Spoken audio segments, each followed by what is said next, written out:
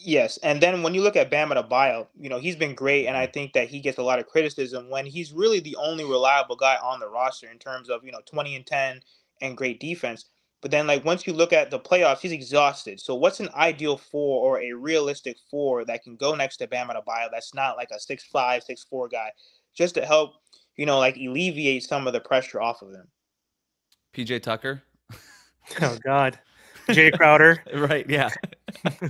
um, Guys like that, right? To your point, you don't want them to be smaller, but they got to be strong. They got to be strong enough to help. I mean, PJ Tucker was guarding Joel Embiid in playoff games. That guy's so strong. Now, PJ Tucker's one of one, but if you could find a guy with strength and size who could space the floor, then that's what you're looking for. Those players are really hard to come by. I don't know what it would take to pry, say, a Grant Williams out of Charlotte, and that would be really funny to watch Grant Williams and Bam Adebayo on the same team together. But that sort of player could make some sense. I would also really, I think we all kind of get into the mode of, oh, well, if you move Bam to the four, which I know is not what you asked, but if you move Bam to the four and you pair him with a bigger size center, like what can you go? I already brought up Brooke Lopez. People bring up Jarrett Allen. People bring up these other like $20 million plus players.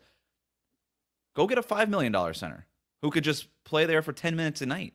And over the course of 82 games, that's a consistent amount of wear and tear that you're taking off of Bam Adebayo's plate. Maybe that's something that keeps him fresher. Maybe you start big, but you don't stay big all game, and you're not closing big either. And you acknowledge that it's not your best lineup, but you're doing it for the first 5 months of the year to make sure that Bam is a little bit fresher for the games that really matter in the playoffs.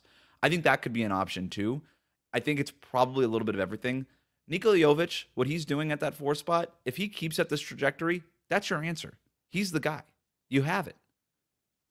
But can you wait on that is the biggest question. He's 20.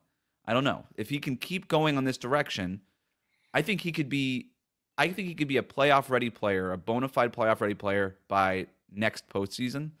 But we all that's not necessarily how development works, right? We know it's not always linear in that way, but I guess you would hope it is.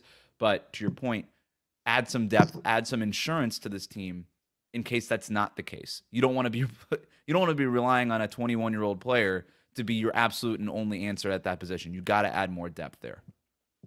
Absolutely. Thank you, Wes.